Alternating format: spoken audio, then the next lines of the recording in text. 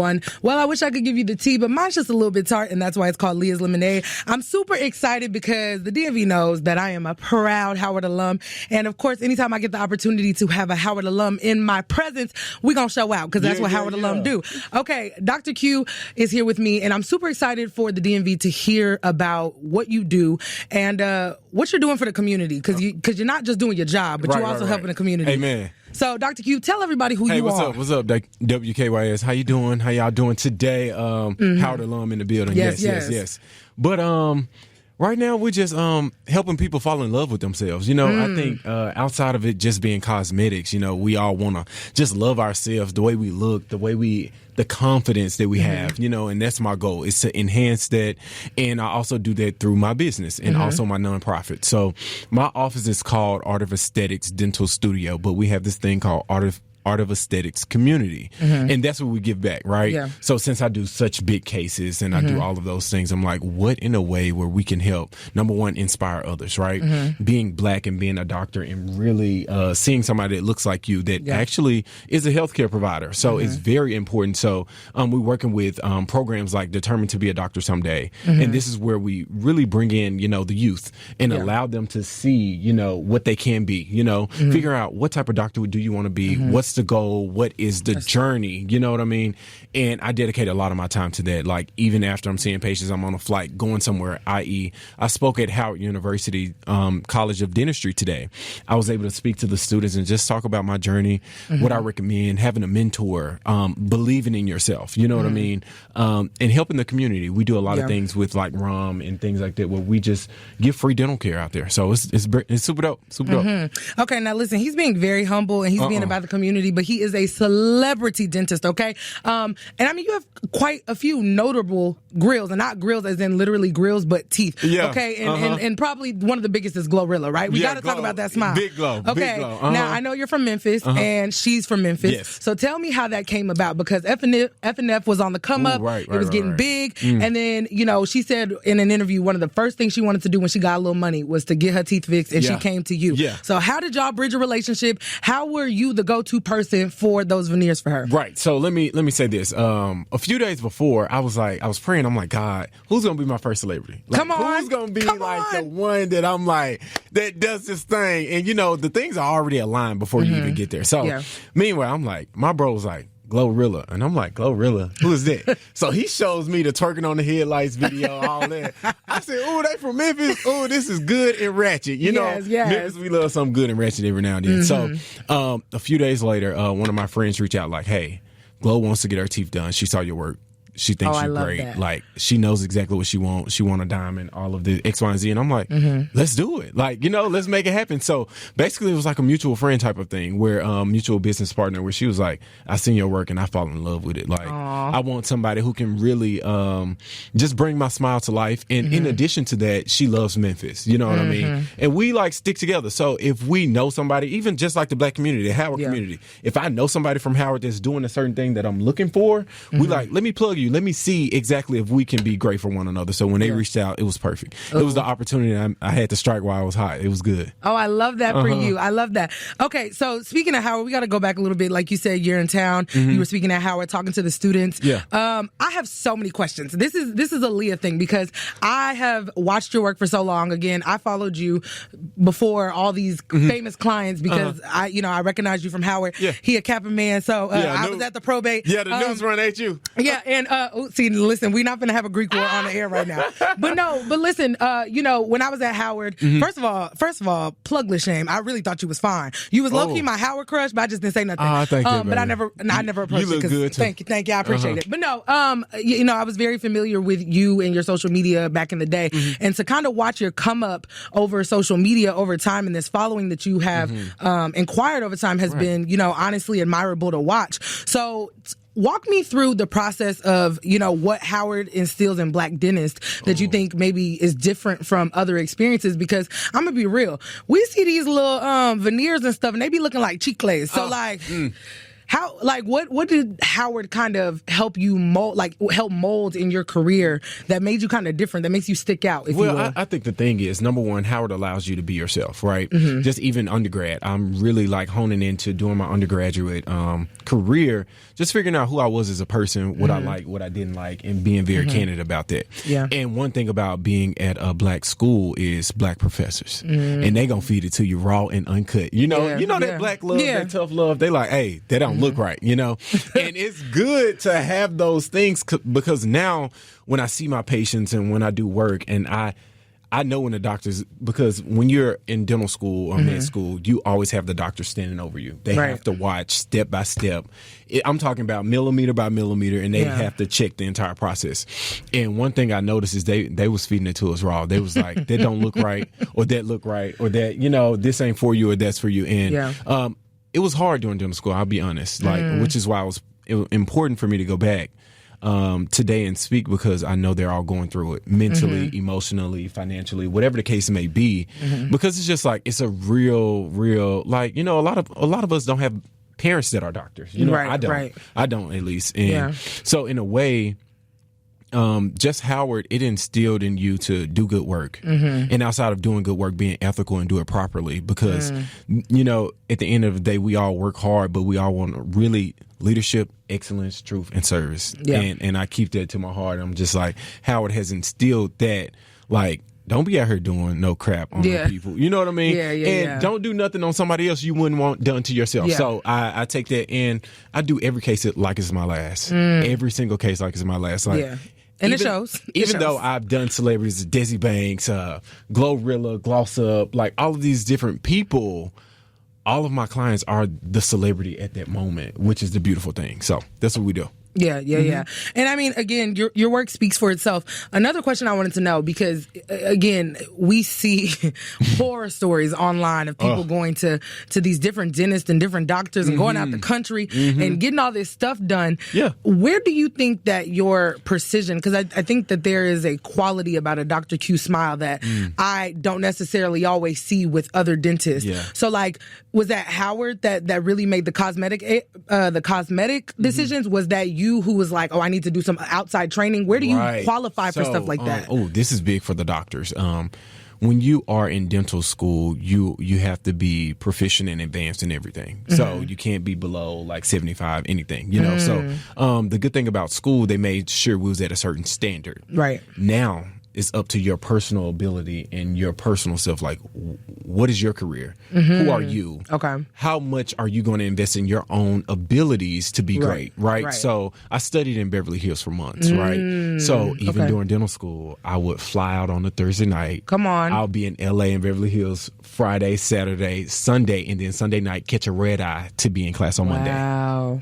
Let me tell y'all. Come on, preach about it. During school, I was doing that. So I was studying twice, but the idea behind it was those continuing education courses and being in those rooms where people are actually doing great work, and being around like-minded individuals. And I think the one thing about my case, how I approach cases is I want to enhance what you already have. I don't want to change who you are. I don't want to change I don't want to change your facial structure or even your teeth. I want to enhance it. And if there are some adjustments that need to be made, we'll do that. But we're not just giving you the same thing I give to her or him. You get what I mean? Yeah. It's individualized treatment is important, which is why I only really see 3 or 4 people a day, because I want to sit down and take my time and understand you. Because when we are getting all of this stuff done cosmetically, or even outside of us wanting to look good, we have people who've been through trauma, domestic violence, car accidents, whatever the case, and you really sit down and listen to their why as to why this is important to them, And this is where I'm like, all right, I got to put my best foot forward. The idea is to produce at a certain level each time, and that's the goal, Yeah, no, I love that.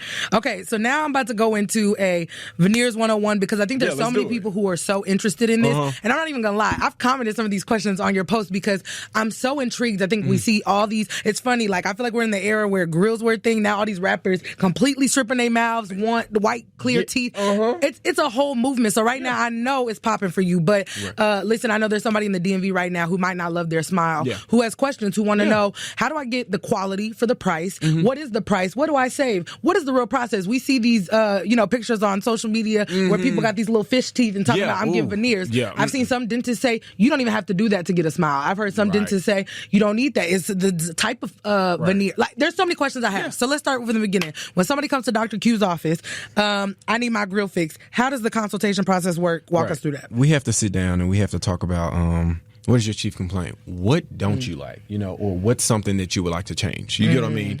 Or what is like your main concern? I get a lot of people like, I got these missing teeth on the side. Every time I smile from the side, people be like, Or I have some people who are like, I had gaps, Or I have some people that are like, I just want a naturally beautiful smile that I never had in my entire life. So my understanding is, first of all, I'll tell anybody from DMV, pick a practitioner who listens to you, who will take the time to sit down and talk.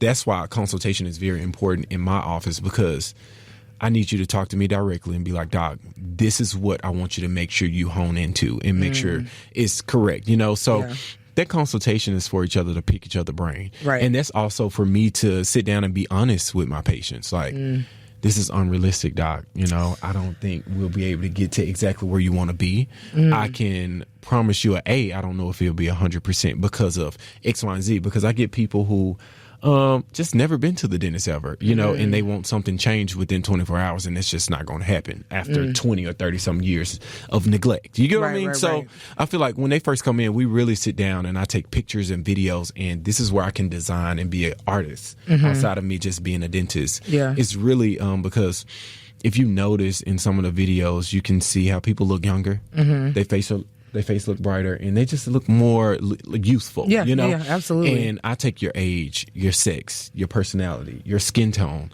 I take all of those things into consideration when designing, because us chocolate people, when we got some white teeth, when you got some white teeth, I'm telling you, it just does something. So that's how a consultation starts in designing.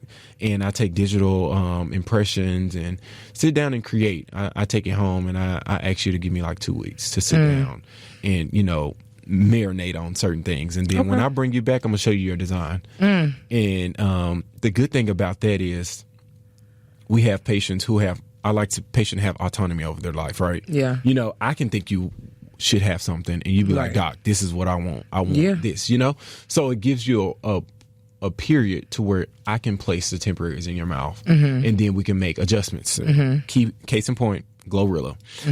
We did her case and we put her in her temps. She fell in love. She was in love, like walked out like, Dr. Q, you do everything we do, and then after she calmed down and she was super happy, there was some slight adjustments that we did have to make just to make sure she could, because she's a rapper, Right. And when you change teeth, your tongue, you want to make sure you sound the same all the time. So they were under her post like, you talk different X, Y, and Z, but she been rapping like that since day one. You know what I mean? Right. She just got this. Right. So, she a Memphis girl. She a Memphis girl, right? So that's how it is. It's good. Okay. And so talk to me about this myth about teeth shaving, because I get really confused when I watch it. I've heard if a doctor makes you do that, that's the wrong doctor. I've heard that's the standard protocol. I've seen people literally from your practice with rotting teeth. I've seen people with stacked teeth. And so I'm always curious about this whole shaving teeth thing. Is that true or not? Or is it case by case? Let me say this.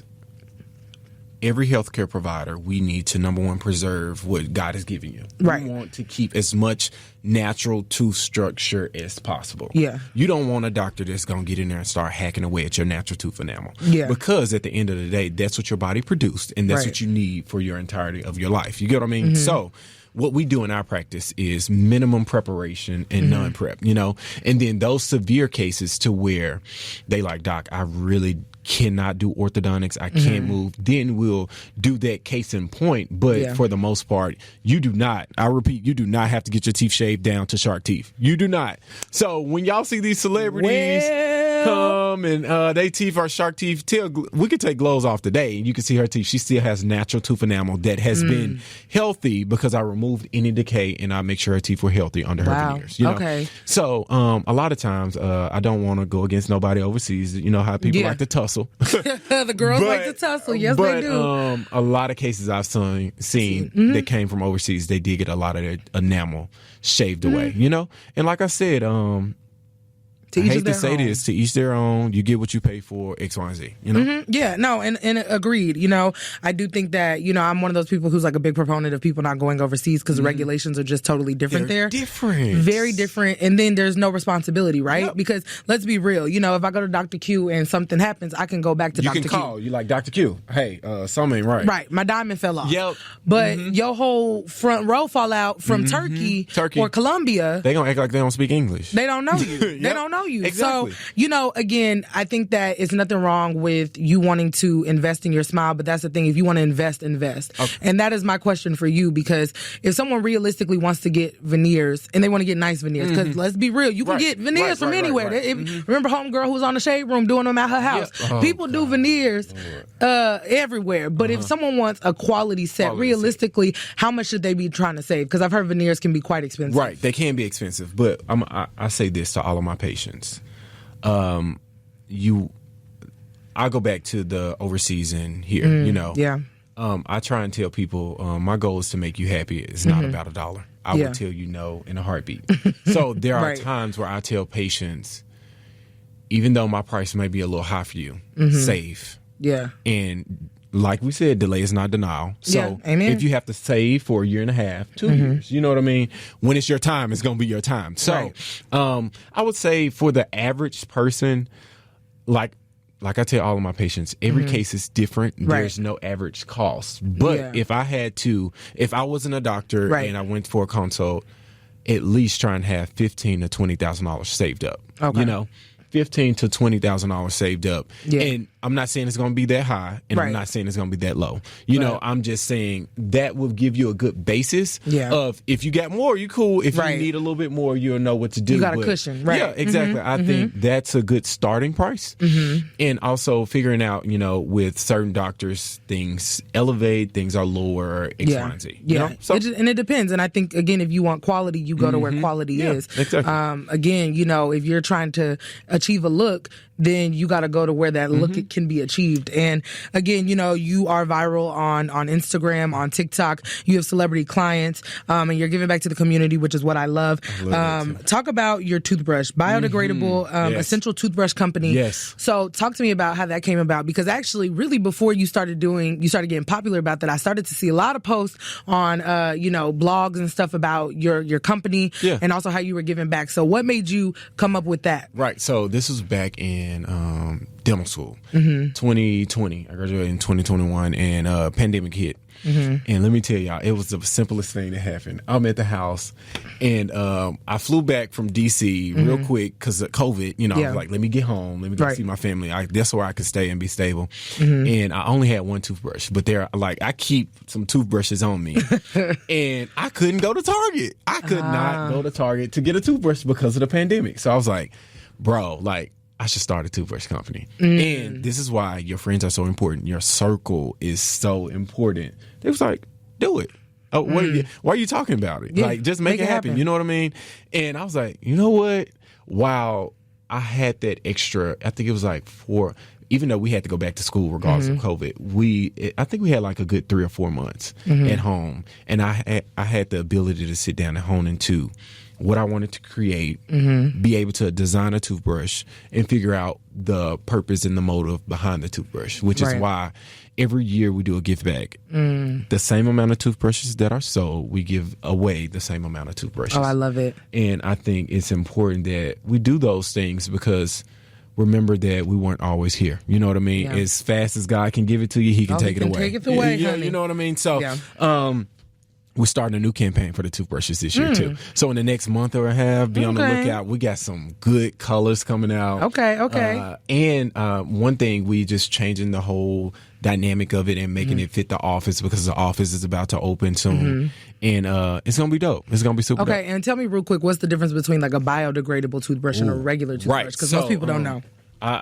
Y'all know a few things that I love. All of my friends know I love the earth. You know what I mean? I love greenery. I love just being outside. So we want to preserve it as much as possible. So those regular toothbrushes, when you throw them away, when you go to trash, they don't degrade. It takes a long time. Whereas biodegradable, even when they go to the trash or X, Y, and Z, it will degrade in the trash over the course of a period of time. Does it make sense? Yeah. So it just allows it to be more earth friendly. Yes, you're thinking about your children's children. Yeah, go green. Yeah, go green. Yeah, it's go always green. important to go green. You go know green what I mean? And go buy black. I love exactly. it. Come on, somebody. Well, listen, again, congratulations to you on all your success. Thank you so much, you have come such a long way from us being at Howard and seeing you on the yard, right? Like, it's so crazy. We graduated. So crazy. Oh, God, I don't even want to talk about it. No, right. Yes, put it down. At least you had a recent graduation, so it don't feel as bad. Like, I graduated with medical school, but I'm like, okay, it was a while for me.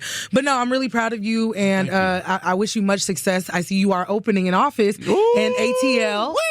ATL, the building looks huge. Yes. The building looks huge. Yes. So that means you're going to start practicing in Atlanta. Yes. Are you still going to be in Memphis? Yes. So this is what we're doing. The idea, Atlanta will be our hub of our offices. This is where will be my case in point, my main point, right? Okay.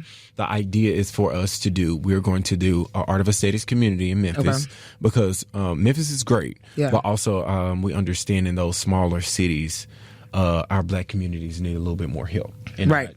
Never, like I said, just how I love Howard, we never want to forget where we came from. Yeah, so, absolutely. Art of Aesthetics community will be there. Atlanta will be our hub, and then we're thinking about L.A., New York, Tampa. You better expand these practices, black man. That's what we're going to do. And better. And I was talking to the students. I'm like, the idea is for us all to bring each other up and us all work together and be colleagues and just allow each other to bounce off each other's brain. But Art of Aesthetics Atlanta, spring, summer 2023 is going up. Oh my gosh. This is about to be incredible for you. I'm so excited for you. Again, DMV, listen, he sounds like he about to be a plane ride away if you want to use him, because again, it's about quality, not, just putting something in your mouth. And so, Dr. Cutes, let everybody know where they can follow you, where they can book these consultations, because I'm sure after this interview, people are going to want to go to that page, see that quality, and want it as well. Yeah, so let's let do everybody it. know. So you can follow me on Instagram, TikTok, Twitter, Dr.Q_. So DOCTOR.Q_. Check me out. I really wish y'all well. I thank y'all so much for having me on here. And God is so good. We're going to keep doing great things, and it's going to be more to come. Let me tell you. Play the organ. No, I appreciate you though, and thank you for coming in again. Thank you for educating the community, because I think there's so many questions that people have and people are afraid to ask. Because it's important. So thank you for educating, hooking the community up, and shining on your way here. Thank you again, and grab a cup, throw it back, and sip on all of that. Oh, do that.